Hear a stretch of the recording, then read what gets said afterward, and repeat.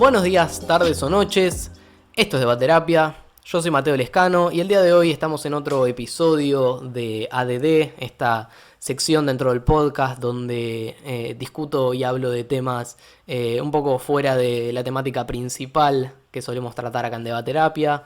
Esta vez lo hago solo, el podcast, como suelen ser estos capítulos de ADD. Así que bueno, el día de hoy, como ya habrán visto en el título, me gustaría discutir un poco la literatura, la lectura en general, mi experiencia con la lectura y particularmente los últimos 4 libros que leí en los últimos meses. Así que bueno, me parece que lo primero sería contar mi relación con la lectura, cómo empecé, cuándo empecé. Eh, Creo que lo primero que tengo que aclarar es que tengo ADD, que para quien no sepa son las siglas en inglés para déficit de atención, de ahí el nombre de esta sección del podcast. Y bueno, creo que si bien mucha gente, no toda, pero mucha gente puede estar de acuerdo con que cuando uno es chico tiene mayores problemas para sentarse a leer un libro o este tipo de cosas que requieren ese nivel de atención. Pero bueno, creo que en mi caso, combinado con esto de el ADD, hizo que tarde bastante en empezar a leer por cuenta propia, en empezar a poder disfrutar la lectura. Creo que cuando empecé a leer consistentemente eh, libros por placer fue a eso de los 14, 15 años, lo cual es bastante más tarde que la mayoría de la gente, creo yo. Eh, Pude leer algunos libros cuando era chico por placer, no sé, en las vacaciones, me acuerdo de estar de vacaciones y los días que llovía y no había, no había televisión, eh, no sé, leer ciertos libros que bueno, de hecho uno de esos es uno que releí hace poco, del que ahora vamos a hablar. Pero bueno, independientemente de eso, nunca tuve mucha relación con la lectura por placer cuando era chico.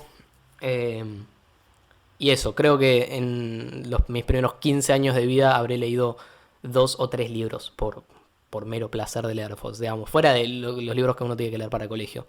Eh, y creo que uno de esos libros fue El Eternauta, que es un cómic. Así que. Pero bueno, creo que a partir de eso, de los 15 años, me empecé a amigar, empecé a, obviamente, primero ser consciente del ADD que tengo eh, y saber que lo tenés, que de nuevo no es nada muy grave. De hecho, creo que nunca me generó mucho problema hasta que entré a la facultad. Eh, pero bueno, eso es cuestión para otro capítulo, tal vez que hagamos hablando al respecto. Eh, Creo que eso, a partir de los 15 años empecé a leer, no mucho, 2 libros al año tal vez, eh, pero empecé a leer al fin y al cabo por placer. Eh, Tal vez, no sé, más estilo novelas juveniles y esas cosas que uno tal vez lee a esa edad. Eh, y novelas como muy simples, no muy largas. Pero fue como mi manera de introducirme en ese mundo. Y de hecho noto que a día de hoy, habiendo leído considerablemente menos que la gran mayoría de la gente que conozco, eh, creo que me faltan un montón de clásicos que leer. Pero bueno, estoy en este proceso de compensar eso. Por eso más adelante también les voy a contar poco un par de consignas que me gustaría tener, que ustedes me recomienden libros que les hayan gustado, sus libros favoritos. Creo que de mis libros favoritos que recuerde de la infancia, Mi planta naranja lima, que lo leí para el colegio, fue uno de mis libros favoritos porque primero es uno de los primeros libros que pude leer entero y que me gustó mucho.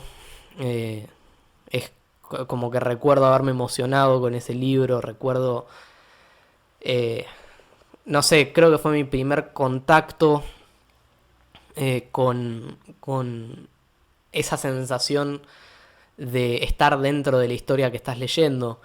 Eh, y para mí, o sea, fue un momento que me marcó porque dije, ah, ok, esto no es la paja que yo creí que era.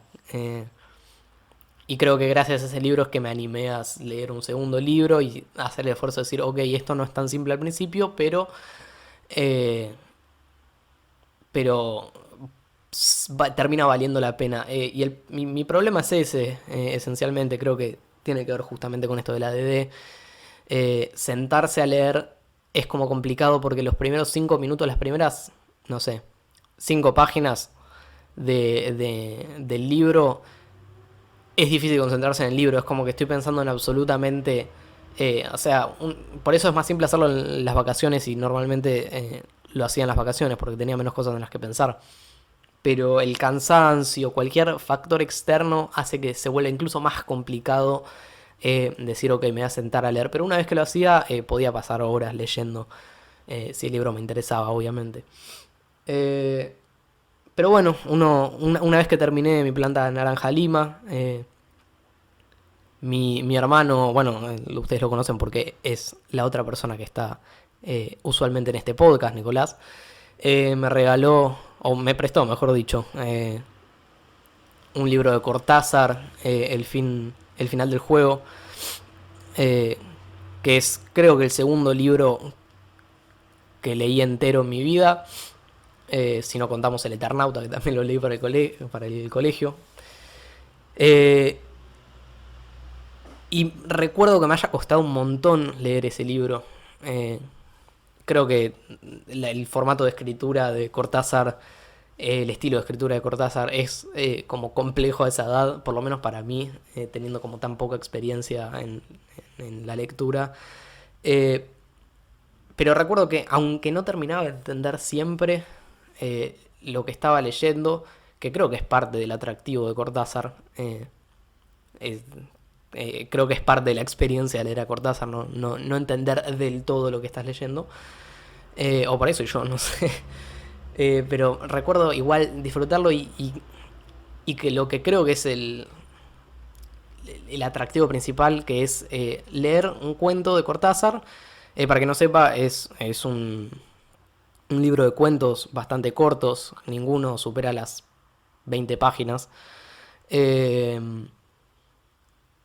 y creo que la parte más interesante está tal vez en después de leer el cuento. Como que se basa mucho en las vueltas de tuerca y en los finales abiertos y ese estilo de cosas que te dejan pensando y decir, ah, bueno, esto era así todo este tiempo y esto otro en realidad era así y qué habrá pasado con esto. Creo que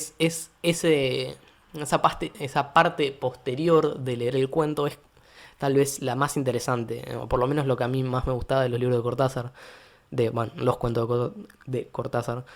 Eh, y justamente es el primer libro del que me gustaría hablar, aunque ya empecé a hablar obviamente, porque hace poco me lo regalaron eh, y lo volví a leer este verano también. Eh, fue el primer libro de esta temporada de lectura. Yo suelo eso. Cuando tengo... recién ahora estoy empezando a tratar de leer más a pesar de la rutina. Es decir, a pesar de que llegue cansado a mi casa, que yo estoy tratando de leer más. Pero bueno, este verano empecé con este libro, porque hace mucho que no lo leía, desde esa vez no lo leía, no sé qué edad tenía, pero eh, era bastante chico. Habíamos, no sé, 5 6 7 años pasaron por lo menos, así que lo quería volver a leer. Eh, y la verdad es que me volvió a producir lo mismo. Ahora obviamente entendí más cosas que en ese momento, bastantes más, lo cual enriqueció bastante la experiencia. Pero igual hay cuentos que tuve que leer 2 o 3 veces para quedarme conforme con lo que había leído. Y aún así, creo que eso, la libre interpretación que tienen es de sus principales atractivos. La verdad es que, bueno, no sé, Continuidad de los Parques, que es el primero, es como el más claro, o eso, el menos abierto de todos. Eh, pero otros de los mejores, ¿no? No sé, Los Venenos, el Axolotl y no sé, La Noche Boca Arriba son que deben ser, no sé, los tres más famosos que hay en este libro. Y con razón, porque creo que son los mejores. En especial el Axolotl, creo que ese es mi cuento favorito del libro. Los leí un par de veces, por lo menos. O sea, determinarlo, que pase un día y decir, bueno, lo quiero leer de nuevo para fijarme tal cosa, y lo lees de otra manera, y el cuento es distinto cuando lo volvés a leer, aunque haya pasado un día. Eh, o sea, todo esto lo leí estando en el sur, de viaje con unos amigos. Eh, y la experiencia que recuerdo es eso, ¿viste? Estar de noche. Yo, aparte de todo esto, tengo un poco de insomnio. Eh, entonces, como que se volvió un poco terapéutica la lectura para mí, no sé, después de estar caminando todo el día, hicimos todo un recorrido por el sur a pata, no sé, la ruta 40 caminando. eh, y bueno, nada, obviamente después de todo el día caminando 20 y pico de kilómetros, cuando paramos, mis amigos estaban muertos. Y no sé, nos dormíamos temprano, pero por el insomnio yo no me lograba dormir. Eh, y entonces como que se volvió un poco terapéutico leer. Porque aparte del formato de cuento era muy simple, porque me llevaba un ratito y ya eso como que me introducía un poco en eso, estar en la cama, bueno, en la bolsa de dormir, ¿no? Pero eso, estar calentito, relajado, y principalmente esa sensación de estar en la oscuridad y no saber, o sea, normalmente cuando tengo insomnio y estoy tirado en la oscuridad, en especial en la oscuridad, ¿no? De estar a mitad de la nada, en una carpa, me da un poco de ansiedad. Pero después de leer uno de estos cuentos, yo quedaba maquinando al respecto, pensando eso, como que es un libro que te deja metido en ese mundo, incluso cuando no lo estás leyendo. De hecho, el momento más fuerte que tengo de eso, estar metido en ese mundo, tal vez es después de terminar de leer. Es como esa sensación no sé, de ponerte a pensar y ponerte a como continuar la historia en tu cabeza, o buscar respuestas en tu propia cabeza de cómo completarías vos, o qué podés asumir, o qué posibilidades podría haber. Y eso se volvió como eso, bastante terapéutico, y es como que estar tirado en la oscuridad, pensando en eso, era muy relajante comparado a estar en la oscuridad pensando en no me puedo dormir, no me puedo dormir, no me puedo dormir. Por eso es uno de mis libros favoritos. Eh, Porque primero le tengo aprecio también porque es eso, desde los primeros libros que leí. Y porque eso es una sensación muy cálida la que me da leerlo. Otro libro que leí durante ese viaje, en realidad lo terminé de leer antes de irme. Este es cronológicamente anterior, pero porque ya lo había empezado y es muy corto. Que es una serie de entrevistas al subcomandante Marcos del Ejército Zapatista, que se llama el tejido del pasamontañas, del cual no voy a hablar mucho porque sería repetir bastante lo que dice el libro, y no creo que no hay mucho que le pueda agregar más que recomendárselos porque está muy bueno. Es de una editorial independiente que se llama Kuruf Ediciones. No sé qué tan fácil de conseguir es, pero estoy seguro que hay manera. Si alguien que me conoce en la vida real lo quiere, yo lo tengo, se lo puedo prestar. Pero está muy bueno, muy interesante, independientemente de qué opinión ideológica merezca para cada uno, o cada una de ustedes. Es muy interesante como para tener una, una opinión muy distinta a la que solemos tener sobre ciertos sucesos. En fin, nada, lo recomiendo bastante, pero no tengo mucho que agregar, simplemente se los recomiendo. En fin, después del viaje del sur me volví para acá. Mentira, no me volví para acá. Me fui a otra ciudad a pasar unos días, lejos de casa. Eh, pero mi insomnio continuó, independientemente de que ya no estaba durmiendo en una carpa, estaba durmiendo en una cama. Pero mi insomnio continuó, como sigue todos los días más o menos. Pero bueno, en las vacaciones es incluso peor porque al no estar haciendo tantas cosas y no estar tan cansado y no levantarme temprano, me cuesta incluso más dormir. Así que volví a recurrir a la lectura terapéuticamente. Eh, Como me había llevado estos dos libros al sur y sabía que no iba a volver por mi casa, yo creí que me iban a alcanzar.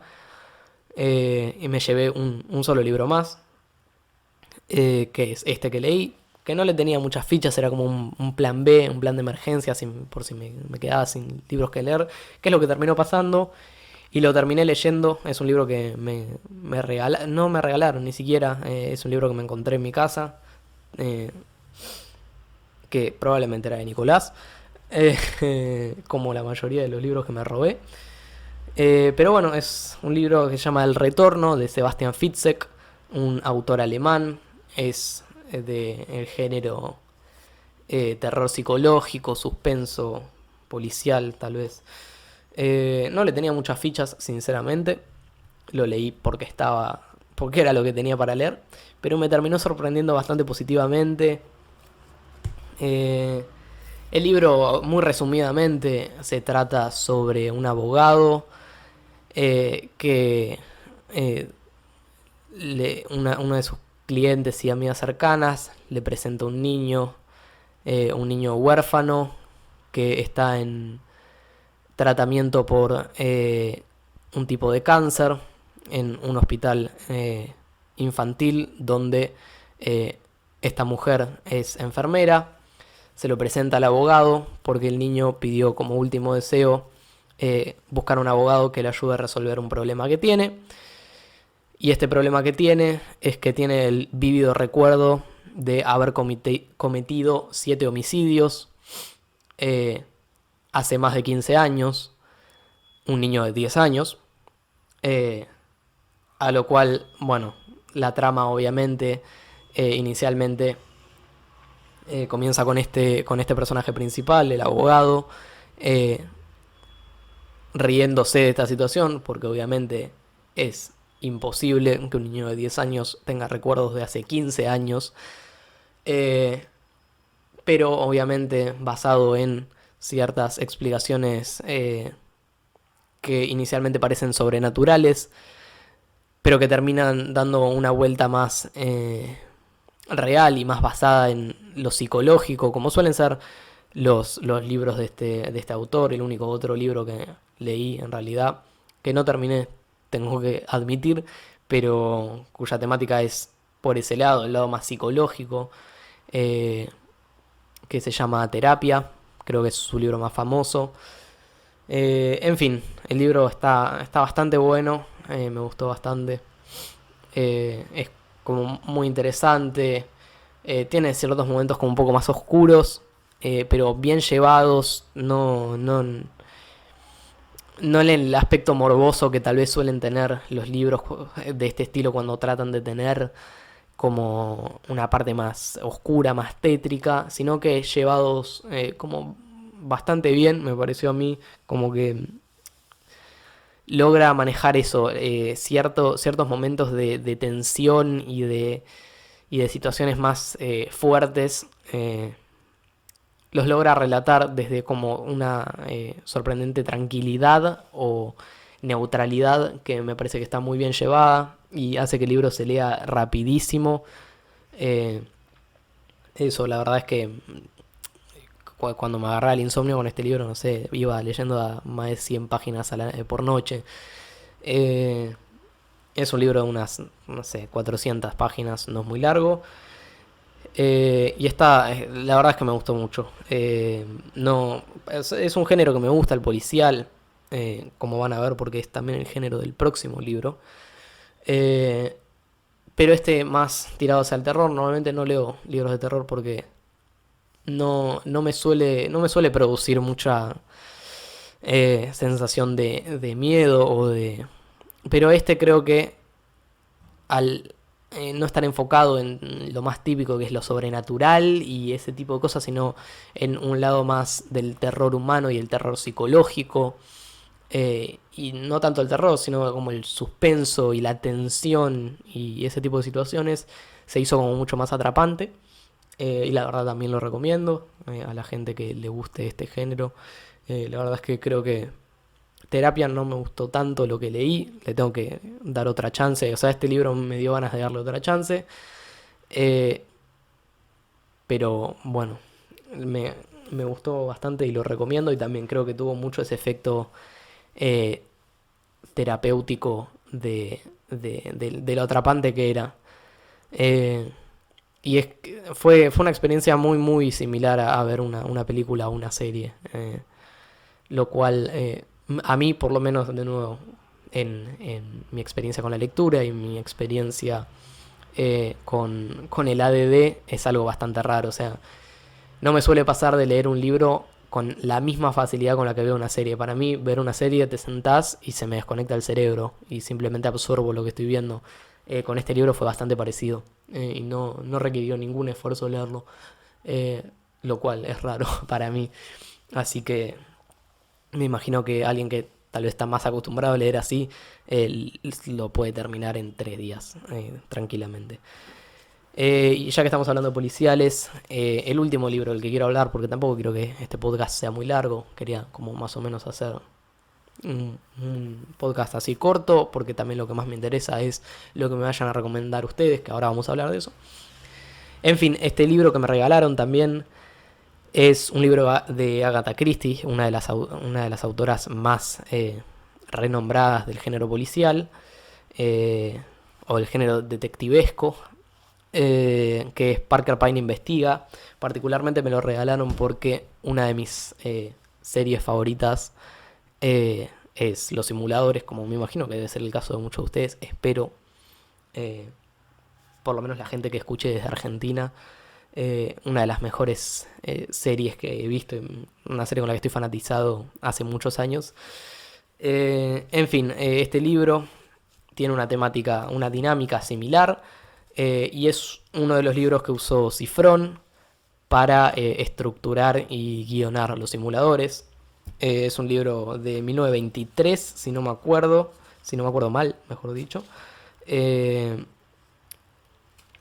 que bueno, como les digo, tiene una dinámica similar de un investigador privado llamado Parker Pyne que se dedica esencialmente a resolver problemas en una modalidad similar a la de Mario Santos en los simuladores. Es decir, un plan elaborado de simulación, de eh, engaño, ya sea a una persona externa o a la misma persona que acude por ayuda. Es una dinámica muy similar y me parece que si bien es un poco rara la lectura por momentos, porque al ser un libro tan viejo tiene como ciertas cosas de la época que son raras y te descolocan en tal vez las actitudes de ciertos personajes o el contexto histórico, que igual está bueno, eso me parece que es algo que suma. Por momentos se hace como un poco raro, pero creo que es algo que suma al final del día. Eh, y la verdad es que creo que creo que si disfrutaste Los Simuladores es un libro que tiene una dinámica muy similar, que está muy bien llevado, y si no te molesta eso, no solo si no te molesta, tal vez es algo que puede ser atractivo, la dinámica eh, del contexto de 1920, 1930, es un libro que también altamente recomiendo. Eh, es bastante corto también, debe tener 300 páginas, un poco menos. Y está dividido en eso, en distintos pequeños casos de unas 30 páginas cada uno.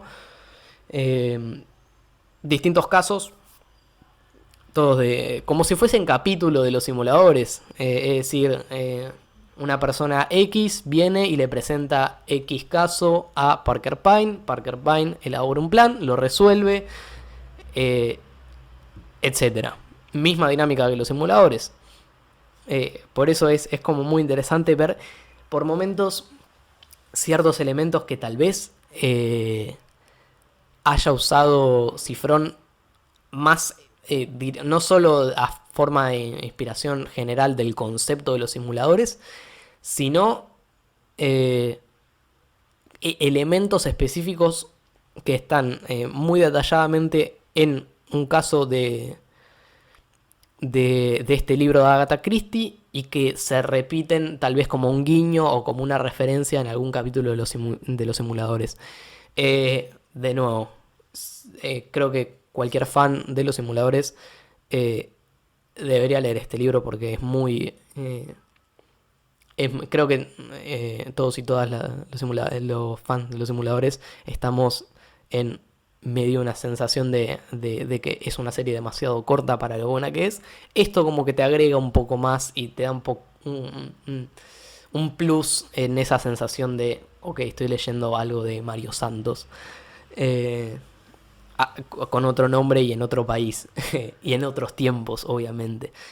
Pero así como creo que es muy interesante en los simuladores ver cómo era el contexto histórico del país en el 2001, creo que un poco esa misma lógica se puede extender a esto, de cómo era Inglaterra en 1920-1930.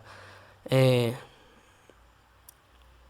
en fin, hay un capítulo específicamente de este libro que es muy similar a uno de los capítulos de la primera temporada de los simuladores, donde el abogado Sarasola, si no me equivoco, le recomienda, o le encomienda a Santos que haga que la mujer quiera separarse de él y hacen todo ese plan donde convierten a un tipo que tenía una librería en Avenida Corrientes, eh, le arman toda una historia con trasfondo de que los nazis van a comprar el virus del ébola y se va a llevar a cabo la transacción en la estación Retiro, y que él es la única persona que puede impedirlo por su parecido físico a la persona que iba a realizar la transacción. Bueno, todo ese estilo. Y que al final, bueno, no lo voy a decir por si no lo veo. Igual es una serie del 2001, tienen que haberlo visto, muchachos. Que al final el tipo se termina comiendo toda la historia y lo lleva un paso más de lo que esperaban. Termina eh, robándole a ellos ese supuesto virus del ébola para protegerlo. Y es muy similar en el planteo, muy similar en el desarrollo. A lo que es uno de estos capítulos de este libro de Agatha Christie, donde un tipo va diciéndole, che, estoy muy aburrido con mi vida, quiero aventura, o sea, llevo 30 años en un puesto de zapatos, arreglando, ilustrando zapatos, quiero emoción en mi vida, quiero que mi familia no se entere. Y bueno, terminan haciendo algo así, pero en 1920, que está muy bueno. Lo recomiendo muchísimo. Eh, Así que bueno, creo que puedo pasar media hora más hablando de los simuladores tranquilamente. Eh, y tengo un montón más de cosas que decir sobre estos libros, la verdad es que están muy buenos. Los cuatro los disfruté mucho, en especial el de Agatha Christie, el de Cortázar y el de Fitzek. El otro es más informativo que otra cosa. Estas son novelas ficticias. Bueno, el de Cortázar no, pero igual. Eh, Nada, los recomiendo los cuatro muchísimo. Si alguien los leyó, me gustaría saber qué pensaron al respecto. Si alguien los lee a partir de esto, más todavía. Y finalmente, antes de terminar este podcast, me gustaría encarecidamente pedirles que me recomienden libros que crean que son clásicos, que son elementales. Eh, Tal vez también me gustaría haber hablado de otros libros que me marcaron y que son de mis libros favoritos. No sé, Fahrenheit 451, otro libro que leí más de chico y me encantó. Eh, Pero en fin, quiero saber qué libros consideran ustedes que no me puedo morir sin haber leído. eh, Porque eso, como les dije, estoy tratando de compensar todos los años de no haber leído y de no haber disfrutado de la lectura. Eh, Ahora que le encontré un fin terapéutico, que es ayudarme con el insomnio, eh, creo que eso me sería muy útil que me recomienden eso, sus libros favoritos, tienen cualquier género de libro realmente, eso, novelas, o tal vez libros más de el subcomandante Marcos que hablé al principio, más informativos, eso también me gustan obviamente.